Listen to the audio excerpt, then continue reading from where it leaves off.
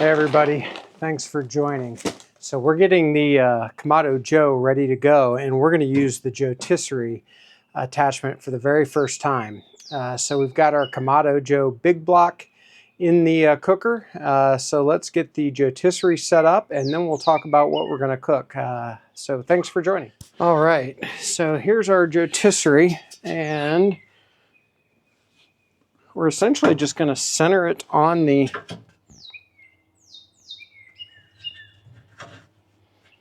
cooker. It rests right on the edge. Kind of line up. There's a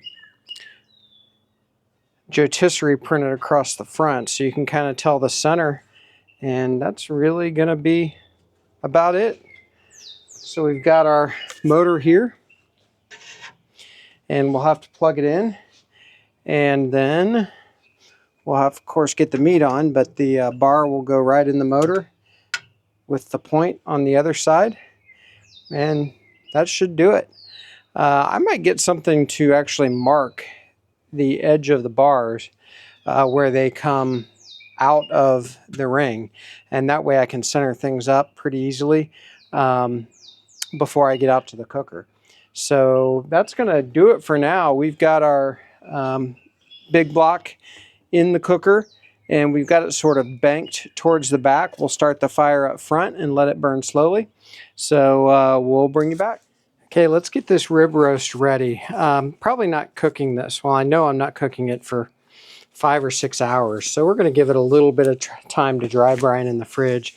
Certainly not a true dry brine overnight or anything, but it won't hurt.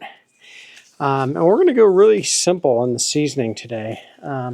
Just going to use, and I've been using a lot of this lately, the Lane's Barbecue SPG. So salt, pepper, garlic. It's got a few other things in it. So this rib roast, it's around 3.5 pounds, I believe. Already trimmed, so it's still got a little bit of a fat cap, but it has been trimmed down. Looks really good. And Sam's Club goes ahead and ties them. So if yours isn't tied, I would tie it up just to keep it compact. It'll help it cook evenly. It'll help keep some of those straggly pieces that could get burnt reined in. But beyond that, we're just going to season this and get it in the fridge. So I'm just going to start on the side here. And this is obviously a really big piece of meat, so it can take some seasoning. Going to do the bottom next. Man, it's nice to be outside again. It's not super warm, but it's going to be in the 50s today, and beautiful day. There we go. Now we'll get...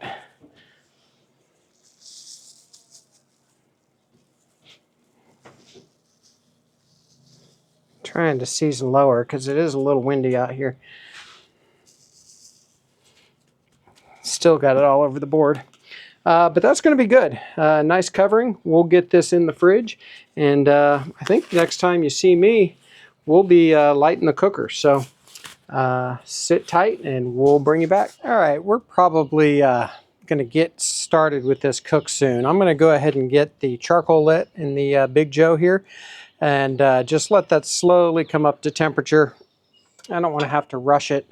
And I've got plenty of charcoal in here, so I'm not worried about it running out or anything. So I've just got my torch here. I had somebody notice that I had hurt my hand on a previous video, and it was because I laid this torch on my hand. I'm healed up, just got a scar, but it sucked. So get this lit. I've just got a couple of tumbleweeds down there, so we're gonna let this go for a minute. There we go.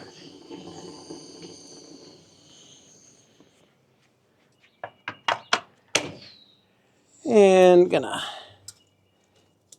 kind of cover those up with a couple of our larger chunks. So we have far more charcoal in the back than we do in the front. So I'm planning on this burning front to back. I'm going to close the lid. And by the way, when this gasket is down on top of the Joetisserie, this hole will still be exposed. Now the bar the spit will be in there, but we'll still have some airflow through there. So I'm gonna err on the side of caution because I don't want to get this too hot, and I'm going to close it down a little earlier and keep it a little more closed than I normally would. We're going to try to rock 275 to 300 while we bring this roast up to temperature, probably 120, 123. Then we're going to take it off. I'm going to stoke the coals and open this thing wide open. We're going to put it back on, and we're going to try to sear the outside at maybe 500 degrees. That's sort of the plan. We'll see how close we can hit that plan. But for now, we're just going to let this come to temperature. Oh, I forgot to open the bottom vent. I'll get that wide open. There we go. And we'll get maximum airflow just to try to get this fire going. And we'll bring it back. All right, so we're going to get our spit set up and ready to go. I did use a hacksaw, and I made a couple of small cuts. Cuts is stretching it, but I made a mark on the spit where it enters the grill, essentially. So all of this is outside of the grill and in the motor, and from here essentially to the end is inside the grill and going to be affected by the heat. So that's essentially 2 feet that will be in the grill and subject to the heat. So my roast, I actually measured it with the tape measure, is about 6 inches wide. So it's not very big. So it needs to sit on the spit between the 9 and the 15-inch mark based on where it enters the grill. And I definitely want it to be even. So I want to be kind of precise here. It doesn't, have to be perfect necessarily, but I definitely want it close. So about right there. So I'm going to get that tightened down. Get it real good and tight so it doesn't spin. Check it one more time to make sure. And that's pretty good. So we'll put the roast on right here. We'll hook up the other fork into the other side of the roast, and that'll be good. So we will bring you back. Okay, let's get our meat skewered up and ready. Not quite ready to put it on the cooker yet, but it can sit out here and kind of come up a little bit in temperature while the cooker stabilizes. We're running 250 right now, and I've closed things down a little bit because I don't want to take a chance on running it up and over. But here we go. So we're just going to try to get this dead center with this spit. And it's important you really do try to line this up. This roast is kind of small to be using with a... Yeah, see, I already screwed it up. Kind of is coming in at an angle. There we go. But you need these tines to really hold on to the meat because you don't want the meat to spin on the spit. And then we'll put the other one on. And that'll be pretty good, I think. There we go. And now we really want to tighten this down well, because again, we don't want this to start spinning. Okay, the other thing we're going to do is we are going to put a probe. Now I want to avoid getting in contact with the spit, so I'm sort of going to put it at an angle but off to the side a little bit to monitor our temperature. There we go. So I'm using the ThermoWorks RFX, which so far I've loved. It's the best wireless probe I have used. We've got the gateway that will send the signal from here to here, then to my phone. So I'm going to make sure that's going well. And we're just going to let the cooker come up to temperature, get the camera moved, and we'll be right back with you, and we'll get this bad boy on. All right, we've got this pretty well dialed in at 250, a little bit below that. We can pop that top vent out just a little bit, but I'm good starting this pretty slow. So I'm going to get the lid open and we're going to go ahead and get this rib roast on and get going. So let's do it.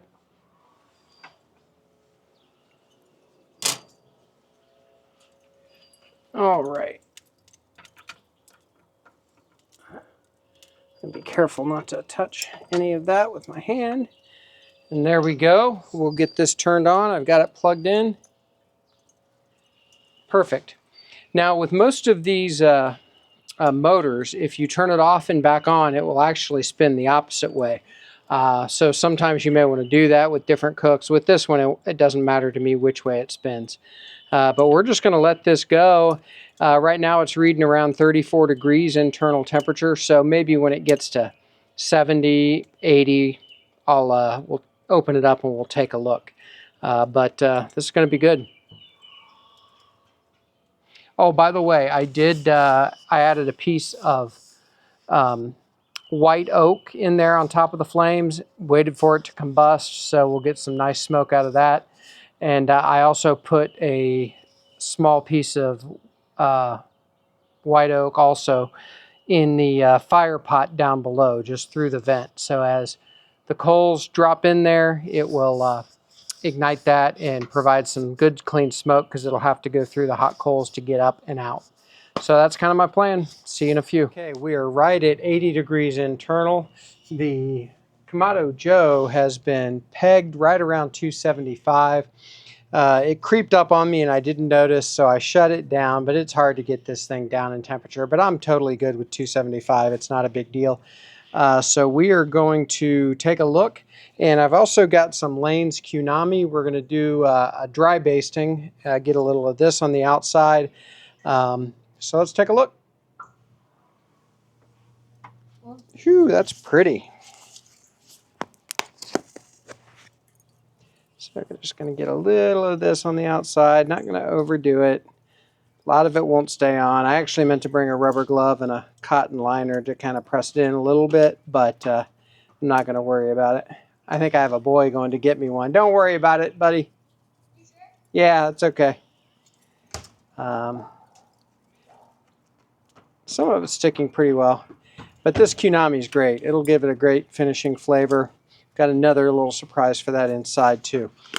So I love the way this looks. We will bring you back and we're going to take it off about 120, 122, 123 and let it rest and get this fire ripping hot. So see you soon.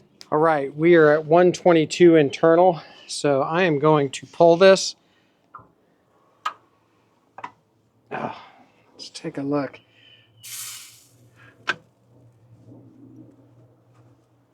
Man, that's beautiful. I'm just going to put this on a cutting board back here. I'm going to grab my fire stoker.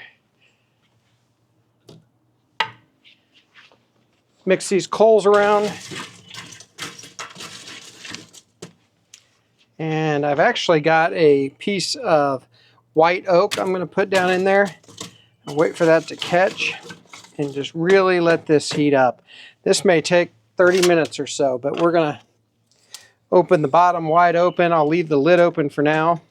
And we're just going to get this really hot. And so we'll bring you back when we put this back on and sear it off. Finishing temp, I'm looking for somewhere around 132. So this will creep up here and we'll be back.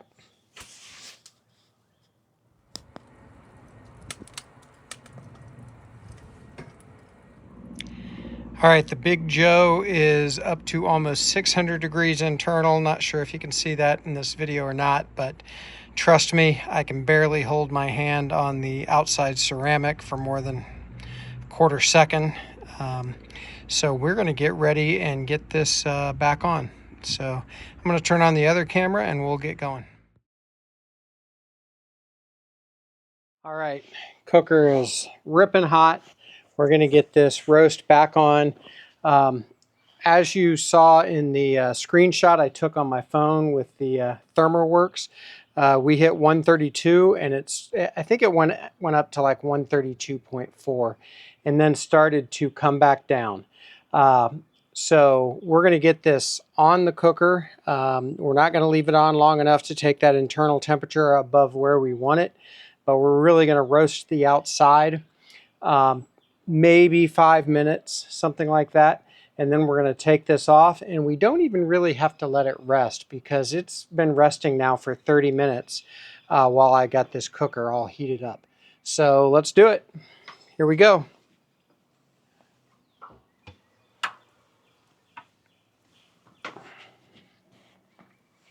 So I'm going to get this on.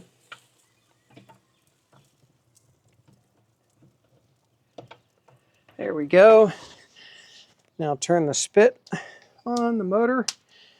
And there we go. I am going to close the lid for this, but we'll open it up and take a look here in about 2 minutes, 3 minutes maybe. So we'll bring you back. Okay, we've been just over 2 minutes. Let's take a look. Woo-hoo-hoo-hoo.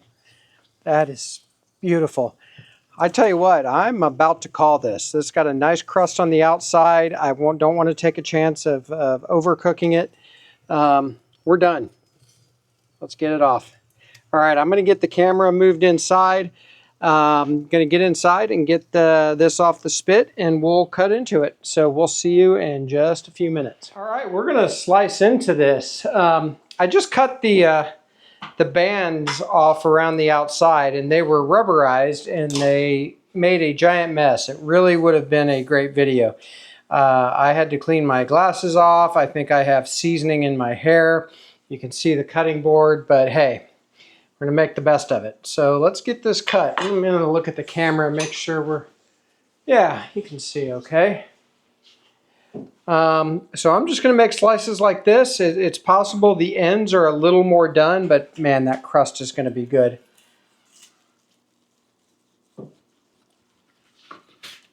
Woo! Look at that. That's beautiful. So I'm going to do, we've got 4 and possibly 5 people that might be eating tonight, so just going to do like 1/2-inch slices maybe, something like that. Man, look at that. Look at that color. That's beautiful. And this was not a prime piece of meat. It was choice, which is fine. I don't mind choice. But this really looks good.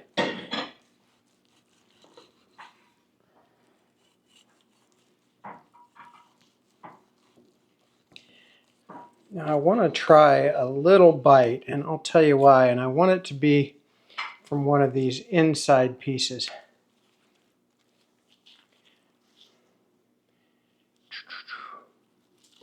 Let's do this.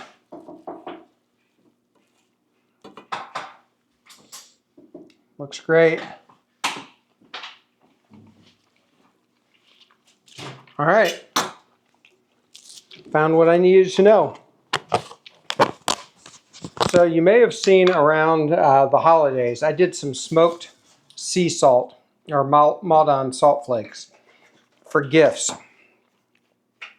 So this is a finishing salt, and I'm going to use just a little bit of it on these slices. I wanted to make sure it wasn't too salty already, and I'm not going to add a lot, but just going to add a little bit there, add a little more flavor.